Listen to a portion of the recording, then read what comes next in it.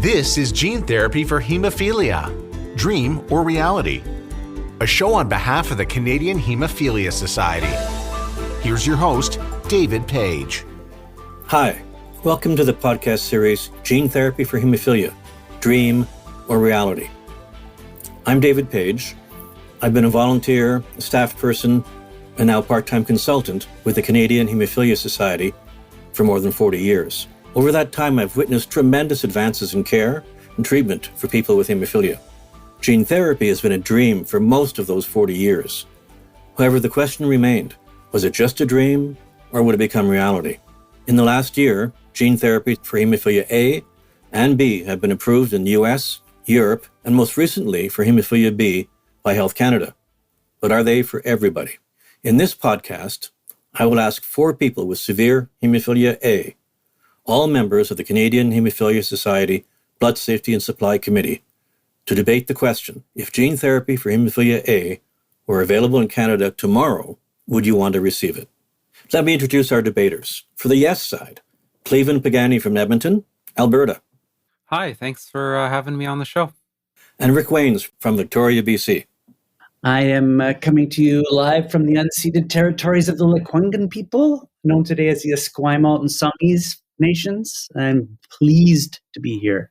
And now for the no side, Paul Wilton from London, Ontario. Pleasure to be here, David, and my esteemed colleagues. And EMIL Wijdnker from Woodstock, Ontario. It's my pleasure to be here as well. I look forward to a great debate. Let me say at the outset that the sides and the teams were chosen by the toss of a coin. The debaters are being asked to argue their side as best they can. Their statements do not necessarily represent how they really feel. Our goal is to present the benefits and risks of gene therapy in an entertaining way. Please sit back and enjoy the debate.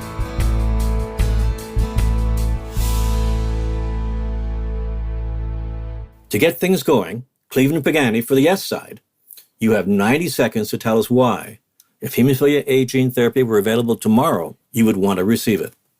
Thanks, David.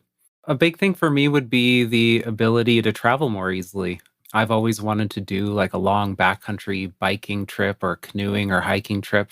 And as it stands now, I'd have to pack a lot of medications and paraphernalia for injections. It'd be quite difficult to do any of that kind of stuff with all of the supplies. So a successful gene therapy treatment would allow me to actually pack a normal sized bag and do some of those things that I've wanted to do.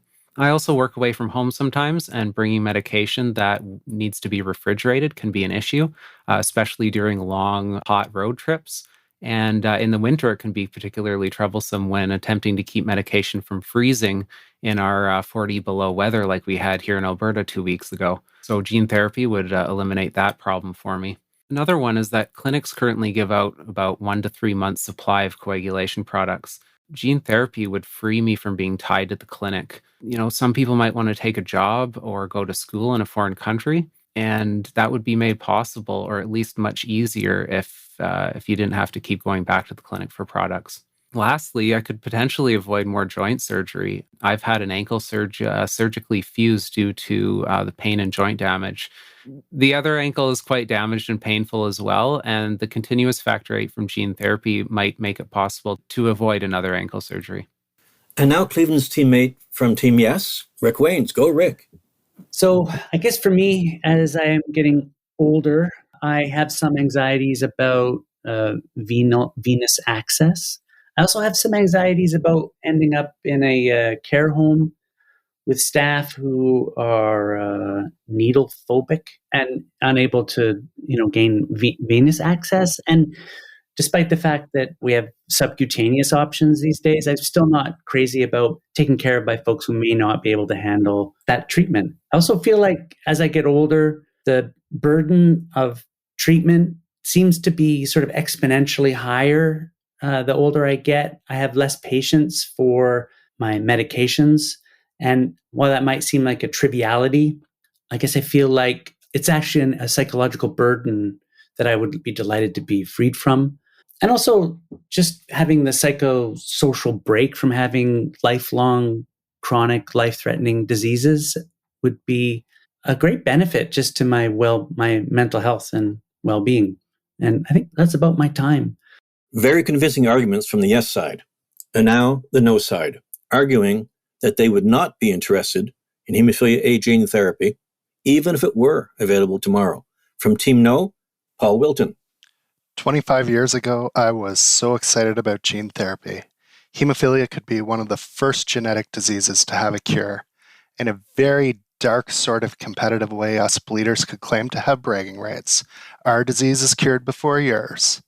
If this aspirational therapy could be a reality, I could live a normal life. No more bleeds, no more restrictions, no more needles, no more pain. But our dreams of days past were just that, dreams. The gene therapies available today are not full cures. You get one shot at gene therapy, and once you're in, you're in.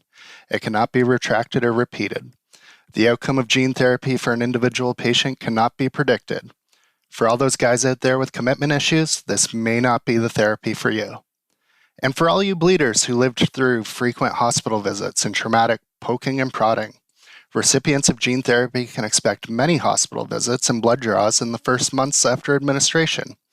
Did you know that most gene therapy patients require corticosteroids for many months? And do you know what a side effect of corticosteroids are? I do not need weight gain in the belly, face, or back of the neck. And get this, did you know your doctor may recommend reducing your alcohol consumption after gene therapy? Read my lips. Deal breaker. And to complement Paul Wilton's arguments on the no side, Team No's EMIL WIJNKER. I don't think I would be jumping on the bandwagon to receive gene therapy if it were available today for a number of reasons. Number one would be the lack of efficacy demonstrated for hemophilia A gene therapy so far. Some of the results coming out of studies have been really promising for some of our factor 9 gene therapies, but factor 8 hasn't shown the same degree of efficacy. So I'm a very cautious patient when it comes to my hemophilia treatment. I, for one, am still on a regular half-life factor 8 product. So I'm very slow to adapt, and I take a lot of information into consideration when I make the choice to switch my therapy. And there doesn't seem to be enough information out there yet for me to feel confident making this switch or jumping on with a hemophilia A gene therapy treatment. As Paul mentioned, the corticosteroids required for some of the AAV vector-based gene therapies really pose a huge red flag for me. I don't want to take those on with the side effects that are presented with corticosteroids and the fact that once you've received such a gene therapy treatment, you're likely to be precluded from receiving them in the future. If there's no guarantee that the current therapy would be efficacious, I'm not sure I want to commit to that one treatment and roll the dice that it might work for me, it might not. For how long, I don't know. I really just am one of those people who really want more information to be able to make a sound decision, and I don't feel like there's enough information out there to convince me that gene therapy for hemophilia A is right for me now. Some very clear concerns from the no side. Now on to the second stage of this debate, the rebuttals.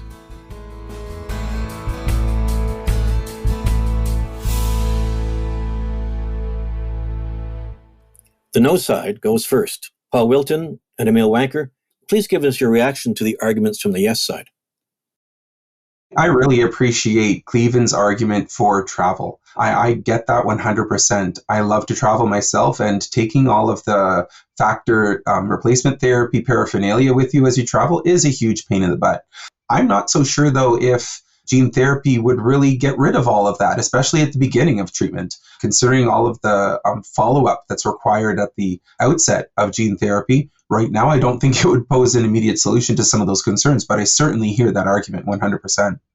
Well, I have tremendous respect for my colleagues and how they feel about this in their own personal right.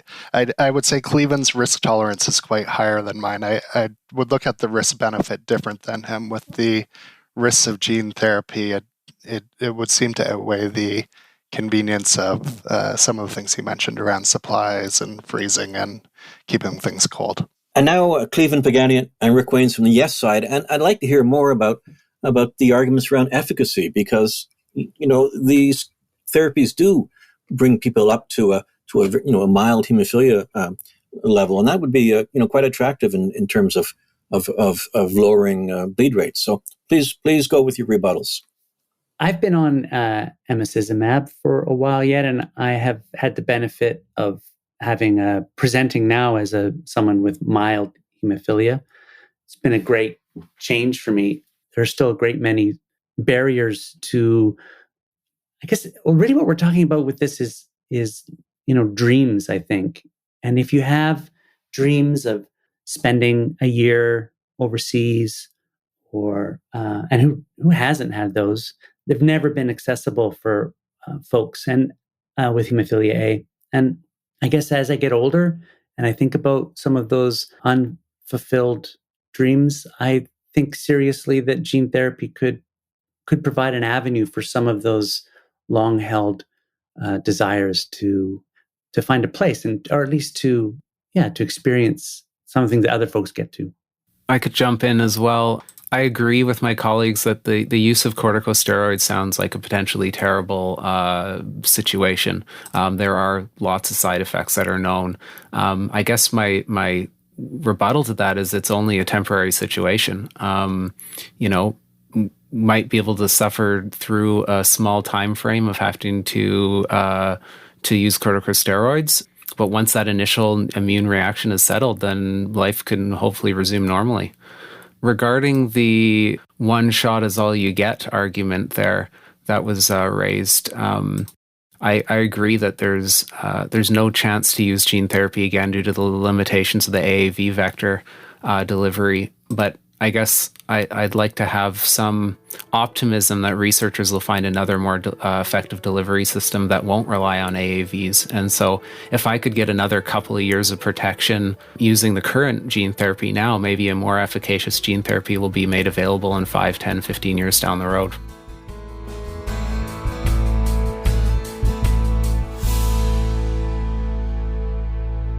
So the conclusions. I will ask each of you to present in 60 seconds or less the most important arguments in your mind in favor or not in favor of gene therapy for hemophilia A.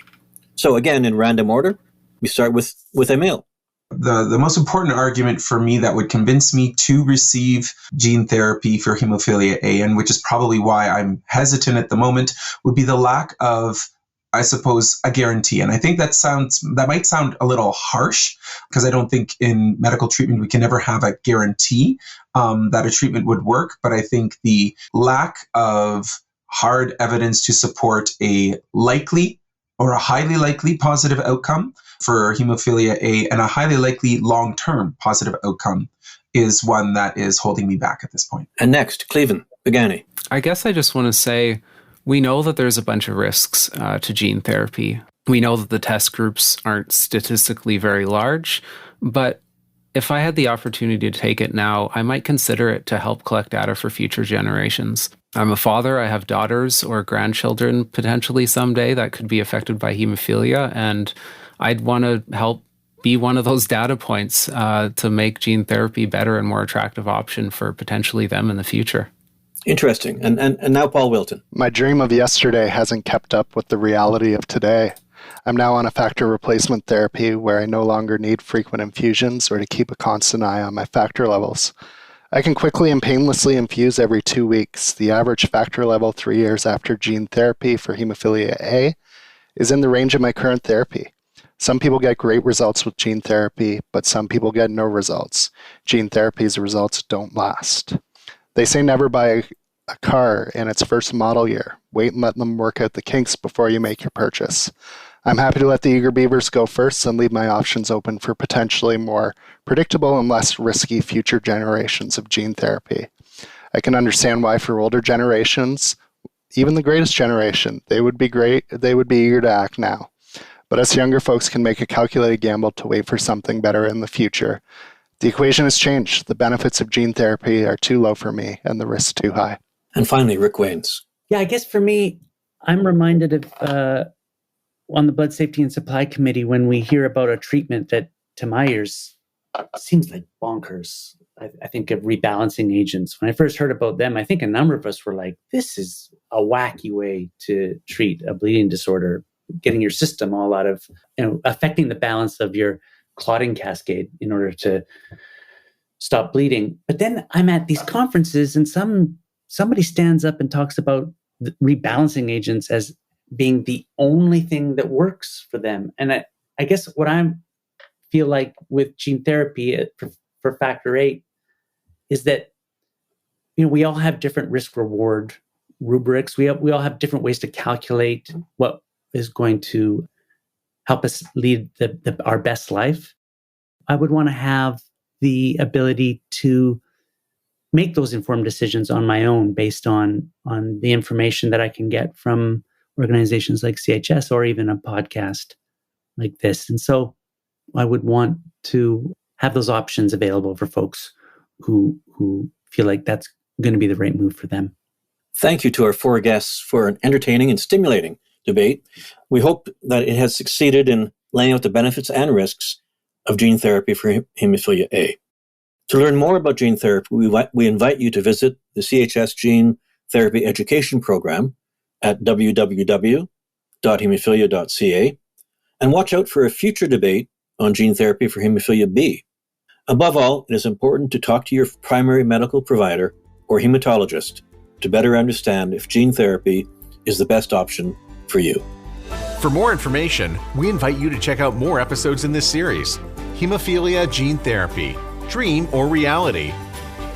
This podcast series was made possible by an unrestricted educational grant from Pfizer Canada to the Canadian Hemophilia Society.